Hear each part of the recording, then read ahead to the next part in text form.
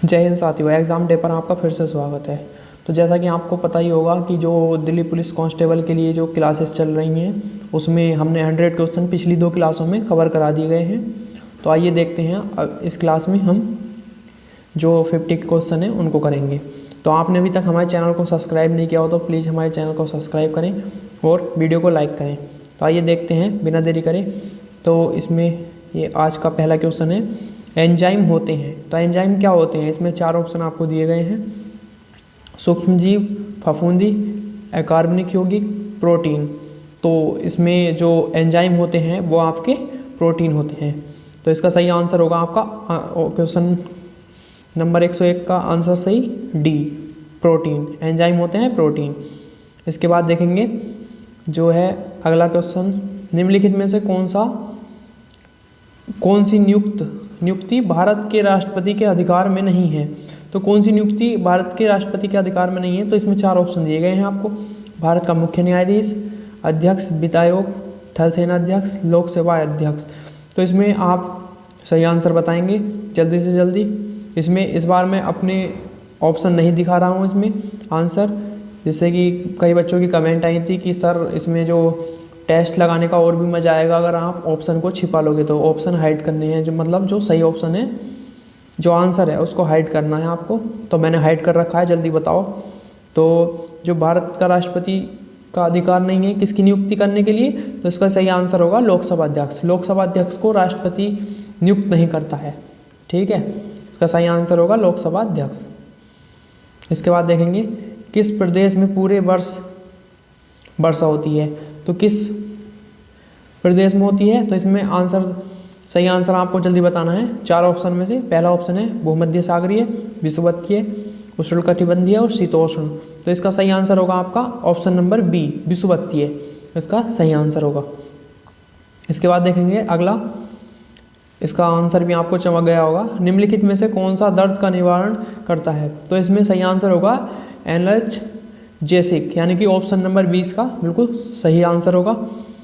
इसके बाद अगला क्वेश्चन देखेंगे हम। इसमें मिक्स क्वेश्चन चलते हैं हमारे, ये सीरीज चल रही है। तो दिल्ली पुलिस कांस्टेबल में आपको अधिक से अधिक क्वेश्चन यहीं से देखने को मिलेंगे।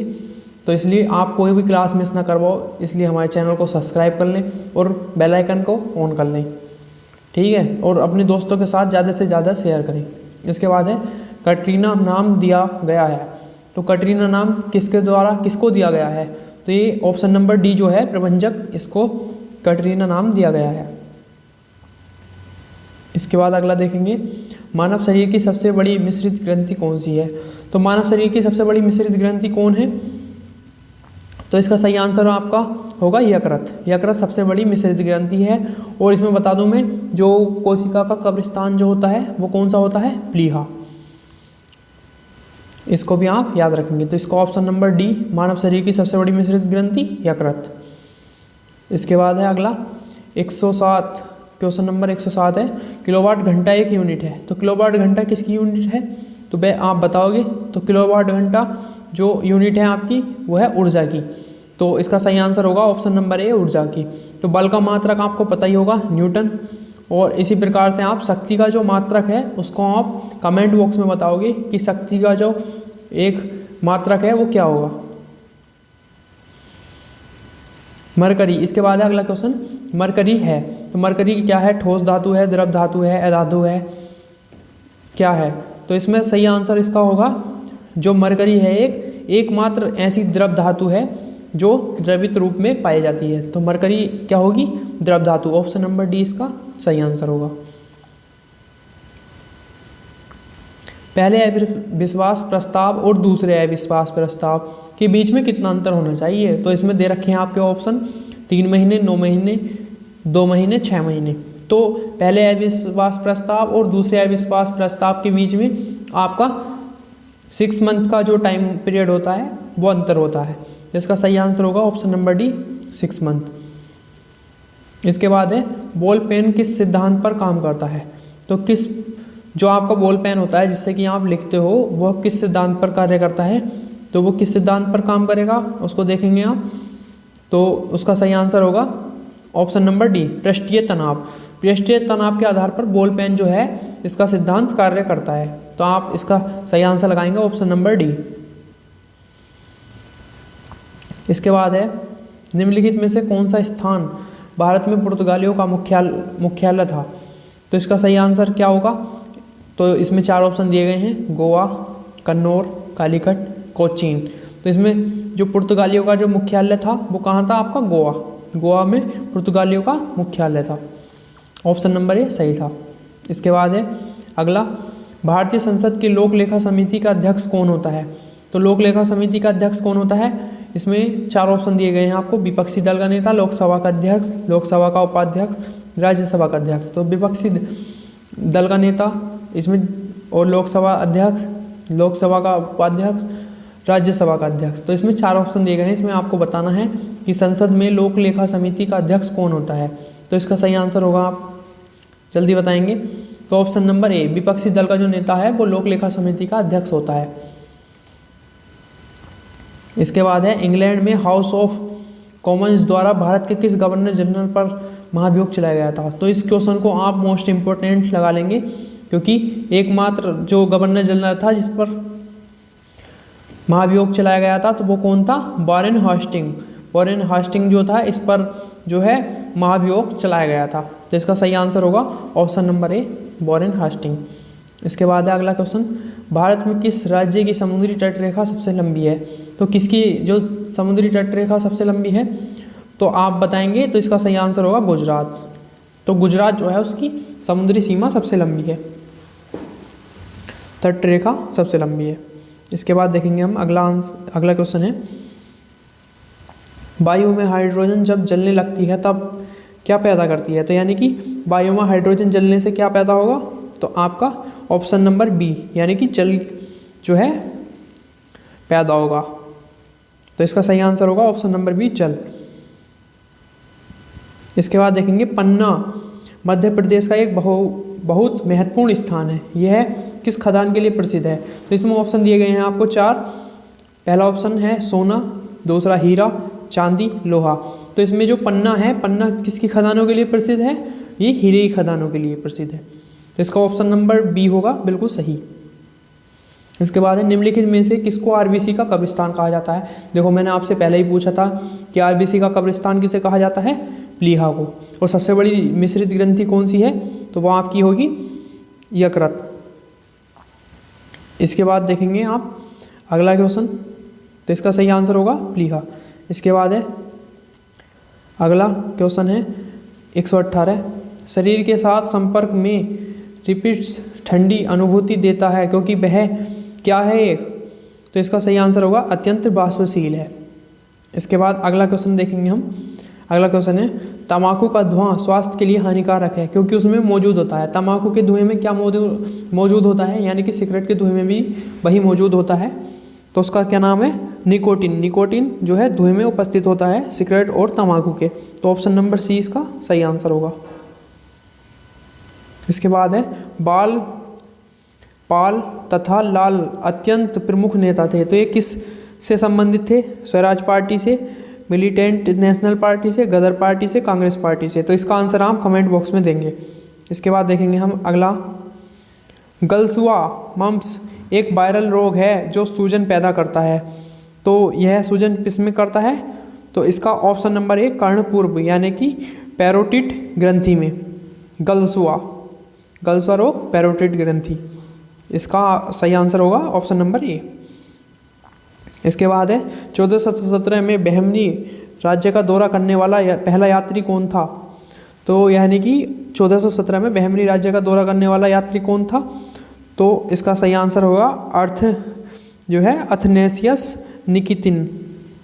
तो ऑप्शन नंबर सी इसका बिल्कुल सही आंसर होगा। इसके बाद देखेंगे हम अगला क्वेश्चन है आपका, भारत में सूफीवाद का संस्थापक कौन था। तो भारत में सूफीवाद का संस्थापक कौन था, इसमें आपके 4 ऑप्शन दिए गए हैं। इसमें सही आंसर होगा ख्वाजा मुइनुद्दीन चिश्ती, जिनकी दरगाह कहाँ है वो आप कमेंट बॉक्स में बताओगे। सूफी मुइनुद्दीन चिश्ती की दरगाह कहाँ है, तो सूफीवाद का संस्थापक कौन है, option number C Khwaja Muinuddin Chishti. इसके बाद है अगला, विक्रमशिला विश्वविद्यालय का संस्थापक कौन था? विक्रमशिला जो विश्वविद्यालय था इसका संस्थापक कौन था? इसमें ऑप्शन दिए गए हैं आपको, देवपाल, हर्षवर्धन, शशांक, धर्मपाल। तो इसका सही आंसर होगा आपका, तो सही आंसर होगा आपका धर्मपाल। धर्मपाल के द्वारा विक्रमशिला विश्वविद्यालय जो है स्थापित किया गया था। सिकंदर ने जब भारत पर आक्रमण किया था उस समय मगध का शासक कौन था? तो यह क्वेश्चन भी आपका बहुत बार एग्जामों में पूछ लिया जाता है। सिकंदर ने जब भारत पर आक्रमण किया था तो उस समय मगध का शासक कौन था? तो मगध का शासक था नंद वंश का शासक उस टाइम मगध पर था। तो इसके बाद अगला क्वेश्चन हम देखेंगे। अगला क्वेश्चन है आपका, निम्नलिखित में से किस भाषा में दलित साहित्य अधिक उजागर हुआ? तो किस में हुआ था? Option number C, Maratha. Marathi जो है भाषा, इसमें दलित साहित्य का सबसे ज़्यादा अधिक उजागर हुआ। इसके बाद अगला क्वेश्चन हम देखेंगे, कौन सा अश्वमेघ एकल नृत्य है? तो कौन सा होगा इसमें? तो आपके नृत्य दे रखे हैं 4, इसमें सही आंसर होगा आपका डी, मोहिनीअट्टम।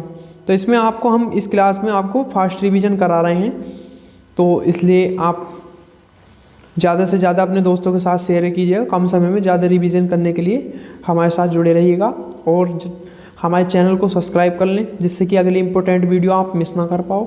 और साथ ही साथ वीडियो को लाइक करें और साथ ही कमेंट करें कि आपको वीडियो कैसी लगी। इसके बाद अब पंडित भीमसेन जोशी का संबंध किससे है? संबंध है तो इसमें आपके दे रखे हैं सारंगी से, गिटार से, यानी कि वाद्य यंत्र से वो दे रखे हैं इनके संबंध। तो पंडित भीमसेन जोशी का संबंध किससे है? तो ऑप्शन नंबर सी इसका सही आंसर होगा, शास्त्रीय गायन से। इसके बाद है अगला, मोहिनीअट्टम नृत्य विकसित हुआ था। मोहिनीअट्टम जो है नृत्य कहाँ विकसित हुआ था? तो यह है केरल में। ऑप्शन नंबर डी इसका सही आंसर, मोहिनीअट्टम केरल। इसके बाद है श्री पेरामुद्र जो दक्षिण भारत में मंदिरों का शहर है, तो यह किसकी जन्मभूमि है? तो option number B, Ramanujacharya ji की ये जन्मभूमि है। ऑप्शन नंबर बी इसका सही आंसर।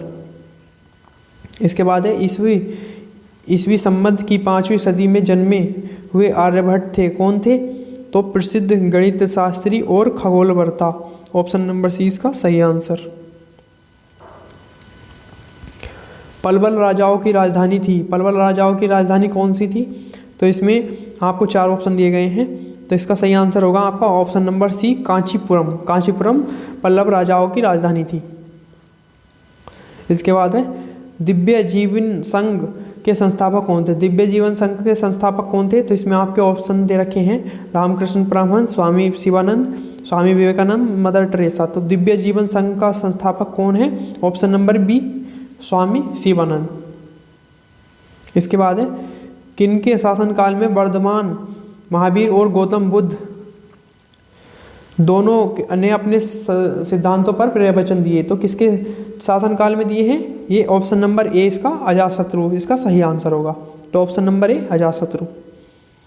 इसके बाद है 7 पगोड़ा के नाम से प्रसिद्ध पत्थर काट कर बनाए गए मंदिरों बनाने वाले कौन थे? तो ये कौन थे? पल्लव जो थे, ये 7 पगोड़ा नाम से प्रसिद्ध मंदिरों को पत्थर काट कर बनाए गए मंदिरों वाले थे। इसके बाद है अगला क्वेश्चन, निम्नलिखित तमिल विद्वानों में से कौन राजवंशी था?